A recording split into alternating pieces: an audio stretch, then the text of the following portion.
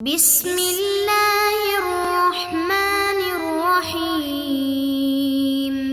بسم اللہ الرحمن الرحیم، الحمد للہ رب العالمین والصلاة والسلام علی رسولہ محمد وآلہ واصحابہ اجمعین، اما بعد۔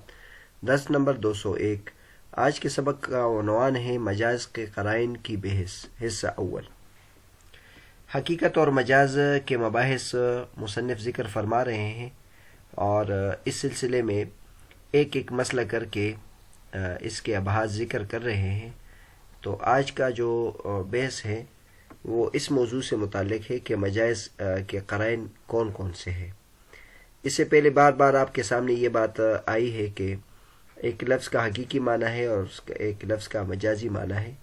تو اگر کسی لفظ کا حقیقی معنی چھوڑ کر مجازی کو ہم مراد لے رہے ہیں تو اس کے لیے کوئی قرینہ کا ہونا ضروری ہے، جس کی وجہ سے آپ مجاز مراد لے رہے ہیں۔ تو پھر مجاز کے جو قرائن ہیں وہ بہت زیادہ ہیں۔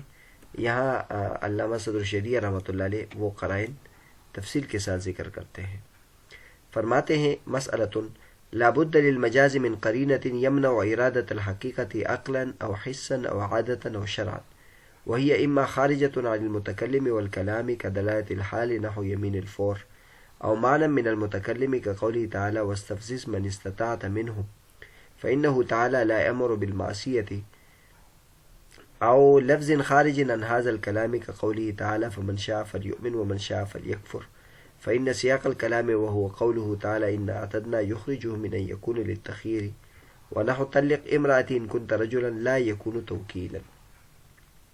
مسئلہ، مجاز کے لیے قرینے کا ہونا ضروری ہے جس کی ذریعے سے حقیقت مراد لینا معنی ہو عقلاً، حساً، عادتاً یا شرعاً، اور یہ قرینہ یا تو متکلم اور کلام سے خارج ہوگا جیسے دلالت حال جس کی مثال یمین فور ہے، اور یا متکلم کے اندر کوئی معنی ہوگا جیسے اللہ تبارک و تعالیٰ کا ارشاد واستفزز من استطعت منہم، اور تو پریشان کر یا گمراہ کر ان انسانوں میں سے جس کو تم چاہو۔ تو اللہ تبارک و تعالیٰ معصیت کا حکم نہیں دیتے۔ یا ایک ایسا لفظ ہوگا جو اس کلام سے خارج ہوگا جیسے اللہ تبارک و تعالیٰ کا ارشاد فمن شاء فلیؤمن ومن شاء فلیکفر، جو چاہے ایمان لائے اور جو چاہے کفر کرے، کیونکہ سیاق کلام وہ اللہ تبارک و تعالیٰ کا یہ جملہ ہے انا اعتدنا، یہ اس کلام کو نکالتا ہے کہ یہ تخییر کے لیے ہو۔ اور اسی طرح طلق امرأۃ ان کنت رجلا، تو اگر مرد ہے تو میری بیوی کو طلاق دے، یہ بھی توکیل نہیں ہوگا۔ فرماتے ہیں کہ مجاز کے لیے کوئی قرینے کا ہونا ضروری ہے جس سے معلوم ہو کہ یہاں حقیقی معنی مراد نہیں ہے۔ پھر مجاز کے جو قرائن ہیں یا تو عقلی ہوں گے یا حسی ہوں گے یا عادتی ہوں گے یا شرعن ہوں گے، یعنی گویا مجاز کے جو قرائن ہیں وہ ان چار میں سے کسی ایک کے ساتھ تعلق رکھیں گے، یا تو عقلاً حقیقی معنی مراد نہیں ہوگا، اور یا حسن حقیقی معنی مراد نہیں ہوگا، اور یا عرف میں حقیقی معنی مراد نہیں ہوگا، اور یا شرعی طور پر اس کا حقیقی معنی مراد نہیں ہوگا۔ آگے مصنف ان جو مجاز کے قرائن ہیں اس کا جو وجہ ضبط ہے وہ بیان فرماتے ہیں کہ تو قرائن کی پہلے اقسام چار بیان کی ہے، پھر آگے 3 اقسام بیان کرتے ہیں، اور خلاصہ یہ ہے کہ پہلا قرینہ یہ ہے کہ متکلم اور کلام سے خارج میں کوئی قرینہ موجود ہو، اور دوسرا یہ کہ متکلم میں کوئی قرینہ موجود ہو، اور تیسرا یہ کہ کلام میں قرینہ موجود ہو۔ تو پہلی قسم یہ ہے کہ متکلم اور کلام سے کے علاوہ میں قرینہ موجود ہو۔ اس کی مثال انہوں نے دی ہے جیسے دلالت حال ہے، اور دلالت حال کی مثال جیسے یمین فور ہے۔ یمین فور اس کو کہتے ہیں کہ ایک آدمی کوئی قسم کھا لے اور اس قسم کو مستقل بنیادی پر نہ لے بلکہ اس حل یا واقع کے ساتھ اس کو مشروط قرار دے، جیسے مثلا مرد اور عورت کی آپس میں لڑائی چل رہی تھی، اور عورت چاہ رہی تھی کہ میں اپنی ماں کے گھر جاؤں یا کسی دوست کے گھر بہن کے گھر جاؤں مثلا، اور اس صورت میں مرد اس کو کہہ رہے کہ اگر تم گھر سے نکلی تو تمہیں طلاق۔ تو اب اس کا مطلب یہ ہے کہ یہ حقیقی معنی تو یہ ہے کہ عورت جب بھی گھر سے نکلی تو اس کو طلاق ہے، کیونکہ الفاظ میں ایسی کوئی شرط نہیں ہے، لیکن یہ صورتحال اس بات پر دلالت کرتا ہے کہ یہ مستقل بنیادوں پر اس کو نہیں کہہ رہا ہے. خود شوہر اس پر راضی ہے کہ ہفتے کے بعد چلی جائے، 2 دن کے بعد چلی جائے، اس پر وہ راضی ہے، لیکن وہ فی الفور اور فی الحال اس کے جانے کے حق میں نہیں ہے، لہٰذا وہ یہ جملہ استعمال کرتا ہے. لہٰذا اب اس یمین فور میں جو ہمارے پاس حقیقی معنی کو چھوڑ کر مجازی معنی مراد ہم لے رہے ہیں، تو اس کی وجہ یہ ہے کہ یہاں صورتحال اس پہ دلالت کرتی ہے. اور یا قرینہ متکلم میں موجود ہوگا، جیسے اللہ تبارک و تعالیٰ کا ارشاد وَاسْتَفْزِزْ مَنِ اسْتَطَعْتَ مِنْهُمْ. اللہ تبارک و تعالیٰ نے شیطان کا قصہ مشہور ہے کہ شیطان نے اللہ تبارک و تعالیٰ سے مہلت چاہی کہ میں انسان کو گمراہ کروں، مجھے اس کی اجازت دے. تو اللہ تبارک و تعالیٰ نے ان کو اجازت دی وَاسْتَفْزِزْ مَنِ اسْتَطَعْتَ مِنْهُمْ کہ تم ان میں سے جس کو بھی پریشان کرنا چاہو، گمراہ کرنا چاہو، تم کرو. تو اب یہاں سوال پیدا ہوتا ہے، اس کا حقیقی معنی ہے کہ تم لوگوں کو گمراہ کرو، لیکن اللہ تبارک و تعالیٰ یہاں یہ مراد نہیں لے رہے، بلکہ اللہ تبارک و تعالیٰ یہ غصے میں، اور اللہ تبارک و تعالیٰ یعنی اس اعتبار سے کہہ رہے کہ تم جو کچھ کرنا چاہو تو کرو اور میں تمہیں اس کی سزا دوں گا. تو اللہ تبارک و تعالیٰ یعنی غصے میں یہ کہہ رہے ہیں، اور اللہ تبارک و تعالیٰ ناراضگی کا اظہار کر رہے ہیں. یہ اللہ تبارک و تعالیٰ کی طرف سے اجازت نہیں سمجھی جائے گی. فَإِنَّهُ تَعَالَى لَا يَأْمُرُ بِالْمَعْصِيَةِ، اللہ معصیت کا حکم نہیں کرتے. اور اس میں ہمارے پاس دلیل جو ہے کہ مجازی معنی مراد ہے وہ متکلم موجود ہے، کہ اللہ تبارک و تعالیٰ وہ بندوں پر رحیم و کریم ہے، اللہ تبارک و تعالیٰ گناہ کا حکم نہیں دیتے. اور یا یہ کہ کلام سے خارج کوئی لفظ موجود ہوگا جس سے یہ معلوم ہوتا ہو، اس کے لیے مثال دی ہے فمن شاء فلیؤمن ومن شاء فلیکفر. اللہ تبارک و تعالیٰ قرآن مجید میں فرماتے ہیں کہ جو چاہے ایمان لائے، جو چاہے کفر کرے. تو اب اس آیت کے حقیقت سے تو یہ معلوم ہوتا ہے کہ اللہ تبارک و تعالیٰ کفر کی اجازت دے رہے ہیں، حالانکہ کفر کی اجازت نہیں ہے اللہ کی طرف سے. تو اس کا جواب یہ ہے کہ یہاں مجازی معنی مراد ہے، مگر مطلب یہ ہے کہ اللہ تبارک و تعالیٰ ناراضگی کا اظہار کرنا چاہتے ہیں، اور اللہ تبارک و تعالیٰ یہ نہیں چاہتے کہ کوئی کفر اختیار کرے، بلکہ یہ بیان کرنے کے لیے کہ جو کفر اختیار کرے گا اس کو سزا ملے گی. تو یہ ایک بلیغ انداز ہوتا ہے، انسان اس طریقے سے کہتا ہے. فإن سیاق الکلام، کیونکہ کلام کا جو سیاق ہے اس میں یہ انا اعتدنا للکافرین نارا، ہم نے تو کافروں کے لیے جہنم تیار کیا ہے. تو اگر یہ اجازت پر محمول ہوتا تو پھر یہ کیسے کہتے ہیں اللہ تبارک و تعالیٰ کہ ہم نے ان کے لیے جہنم کو تیار کیا. تو یخرجہ من یکون لتخیر، یہ اس کلام کو تخیر سے نکالتا ہے. دوسری مثال یہ دی ہے طلق امراتی ان کنت رجلا. اب کوئی شخص کسی شخص کے ساتھ اس کی لڑائی ہے، اور وہ چاہتا زید ہے، عمر کے ساتھ لڑ رہا ہے، اور زید یہ نہیں چاہتا کہ میں اس کو طلاق دوں اپنی بیوی کو، اور وہ کبھی بھی راضی نہیں ہے کہ میں اپنی بیوی کو طلاق دوں، اور سامنے والے اس سے مطالبہ کر رہے کہ تو طلاق دے، یا اس طرح کی بحث چل رہی ہے. اور اس موقع پر وہ یہ کہتا ہے کہ اگر تو مرد ہے تو میری بیوی کو طلاق دے. حالانکہ وہ مرد ہے اور یہ اس کو اجازت دے رہے کہ تم طلاق دو، لیکن یہ اجازت پر محمول نہیں ہوگا، توکیل نہیں ہوگی، کیونکہ اس کا مقصد یہ ہے کہ میں اس کو طلاق نہیں دینا چاہتا، یا تم بھی اس کو طلاق نہیں دے سکتے. تو لہٰذا یہ اجازت پر یا توکید پر محمول نہیں ہوگا. اور اس میں جو ہمارے پاس دلیل ہے وہ یہ ہے کہ ان کنت رجلا کا لفظ استعمال کر رہا ہے. یہ ان کنت رجلا اس لیے استعمال کر رہا ہے کہ مطلب تو ایسا نہیں کر سکتا، اور میں اس کی اجازت نہیں دوں گا. آگے فرماتے ہیں وغیر خارج فإما يكون بعض الافراد اولى كما ذكرنا في التخصيص او لم يكن نحو الاعمال بالنيات ورفع عن امتي الخطأ والنسيان لان عين فعل الجوارح لا يكون بالنية وعين الخطأ والنسيان غير مرفوعين بل مراد الحكم. اور یا یہ خارج نہیں ہوگا بلکہ کلام میں کوئی قرینہ موجود ہوگا. اور پھر کلام میں اگر قرینہ موجود ہو تو پھر اس کی دو صورتیں ہیں، یا تو بعض افراد اولا ہوں گے، اس کی مثال ہم نے تخصیص میں ذکر کی، اور وہ مثال یہ ہے کل مملوک لی فہو حر، ایک شخص کہے کہ میرے جتنے بھی غلام ہیں وہ آزاد ہیں. اب ان کے غلاموں میں بعض ایسے افراد بھی ہیں جو مکاتب ہیں، تو وہ من کل الوجوہ مملوک نہیں ہے. تو اب اس میں جو قرینہ ہے وہ خارج میں موجود نہیں ہے اور کلام کے اندر ہے، اور کلام کے اندر جو قرینہ ہے وہ یہ ہے کہ بعض افراد اولا ہیں.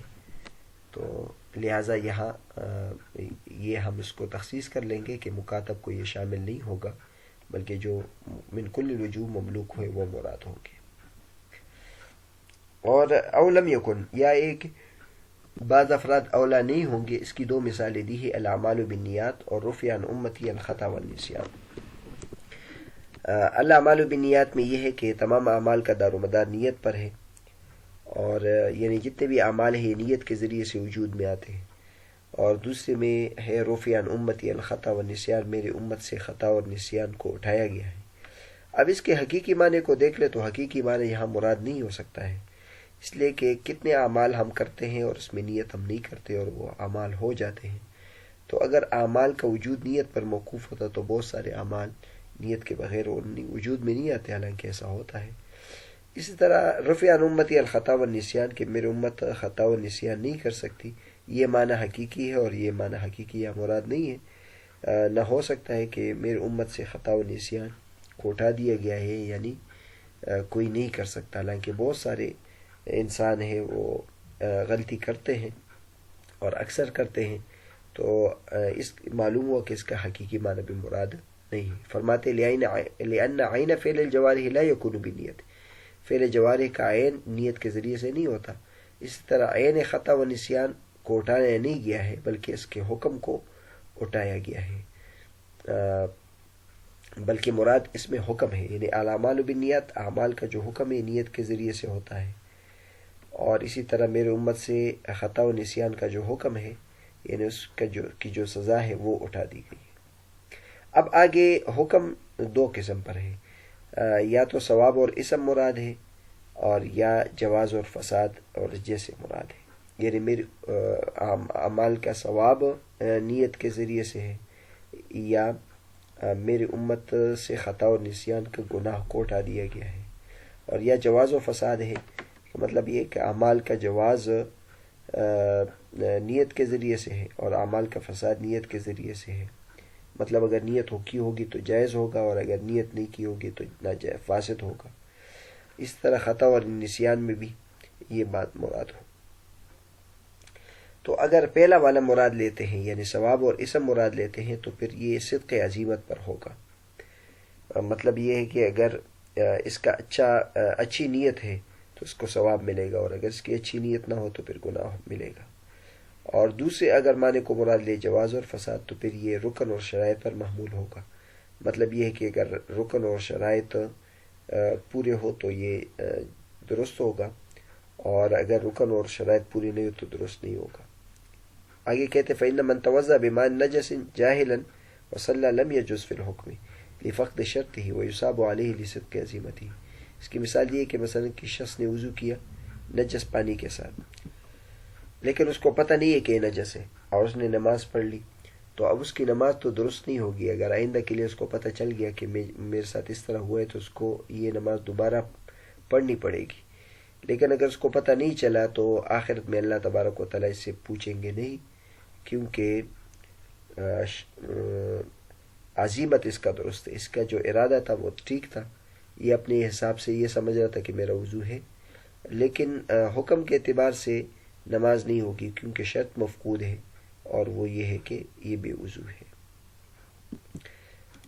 آگے کہتے ہیں وَلَمَّا اخْتَلَفَ الْحُكْمَانِ صَارَ الْاسْمُ بَعْدَ كُونِهِ مَجَازًا مُشْتَرَكًا فَلَا يَعُمُّ أَمَّا عِندَنَا فَلِأَنَّ الْمُشْتَرَكَ لَا عُمُومَ لَهُ وَأَمَّا عِندَهُ فَلِأَنَّ الْمَجَازَ لَا عُمُومَ لَهُ فإذا ثبت أحدهما وهو النوع الأول من الحكم وهو الصواب اتفاق لا يثبت الآخر النوع الآخر وهو الجواز. اب دونوں حکم میں اختلاف ہو گیا، یا تو آپ ثواب اور گناہ مراد ثواب لے لیں، یعنی انما الاعمال بالنیات انما ثواب الاعمال بالنیات یہ مراد لے لیں، اور یا آپ جواز اور فساد مراد لیں، انما جواز الاعمال بالنیات یہ مراد لے لیں. اور دونوں حکموں کا آپس میں اختلاف ہے تو لہٰذا دونوں کو اکٹھے مراد نہیں لے سکتے ہیں. جب حکم مختلف ہو گئے تو یہ اسم مجاز ہونے کے بعد یہ مشترک ہو گیا، تو لہٰذا یہ اس کی تعمیم درست نہیں ہے۔ ہمارے نزدیک تعمیم اس لیے صحیح نہیں ہے کہ مشترک میں عموم نہیں ہوتا، اور امام شافعی رحمۃ اللہ کے نزدیک اس لیے تعمیم درست نہیں ہے کیونکہ مجاز میں عموم نہیں ہوتا۔ پر جب ایک کو ثابت کرے حکم میں سے ثواب اتفاقاً، تو اب دوسرا ثابت نہیں ہوگا، اور وہ جواز ہے۔ مشہور اختلافی مسئلہ ہے کہ انما الاعمال بالنیات میں تمام اعمال کا دار و مدار نیت پر ہے، تو امام شافعی رحمۃ اللہ علیہ بہت سارے احکامات میں یہ کہتے ہیں کہ اس میں اگر نیت نہیں کی تو وہ عمل درست نہیں ہوگا۔ جیسے وضو ہے، وضو میں اگر نیت نہیں کی تو یہ عمل درست نہیں ہوگا۔ تو ہم اس کو یہ کہتے ہیں کہ آپ اگر مجازی معنی مراد لیتے ہیں تو پھر تمام جگہوں میں اسی ایک کو آپ لیں گے، یہ نہیں کہیں گے کہ بعض جگہ آپ جواز مراد لیں اور بعض جگہ آپ ثواب مراد لے لیں، نہیں، بلکہ تمام جگہوں میں اس کو ایک ہی کو مراد لینا پڑے گا۔ تو جب انہوں نے ایک مرتبہ ثواب مراد لے لیا تو اب سب جگہوں میں پھر ثواب مراد لے لیں گے، یہ نہیں کہ بعض جگہوں میں وہ جواز مراد لیتے، بعض جگہوں میں ثواب مراد لیتے۔ اور یہ ایسا کرنا ان کے لیے بھی اس لیے درست نہیں ہے کیونکہ ان کے نزدیک مجاز میں عموم نہیں ہے۔ اس سے پہلے یہ مسئلہ گزر چکا کہ اگر مجاز کی طرف جانا یہ ضرورتاً ہے، اور جب مجاز ہم مراد لے لیں گے تو اس میں صرف ایک فرد کو مراد لے لیں گے، اس میں عموم کے قائل نہیں ہوں گے۔ اور ہمارے نزدیک تو عموم میں مجاز درست نہیں ہے، بلکہ مجاز میں عام مراد لے سکتے ہیں۔ تو لہٰذا ہمارے نزدیک اس وجہ سے درست نہیں ہے کہ جو مجاز میں اشتراک درست نہیں ہے، یعنی مجاز اگر یہ مجاز ہوا اور مجاز میں پھر کئی معنی مجازی ہیں، تو کئی جو ہیں وہ بیک وقت مراد نہیں مجاز میں تعمیم نہیں کر سکتے، یعنی مشترک عموم مشترک مراد نہیں لے سکتے۔ تو بہرحال آج کا جو سبق تھا وہ اس موضوع پر تھا کہ مجاز کے لیے قرائن کا ہونا ضروری ہے۔ پھر مجاز کے قرائن کی جو قسمیں تھی وہ مصنف نے بیان کی۔ پہلے تو 4 قسمیں بیان کی مجاز کے لیے: عقلی، حسی، عادتی اور شرعی، اور انشاءاللہ ان میں سے ہر ایک کی مثال آگے آ جائے گی۔ اور پھر 3 اقسام بیان کر دی۔ پہلا قرینہ یہ کہ متکلم و کلام سے خارج ہو، دوسرا یہ کہ متکلم میں قرینہ ہو، تیسرا یہ کہ کلام میں قرینہ ہو۔ ان میں سے ہر ایک کی مثال مصنف نے متن میں ذکر کی ہے، اور انشاءاللہ آگے شرح میں دوبارہ اس کو ذکر کریں گے۔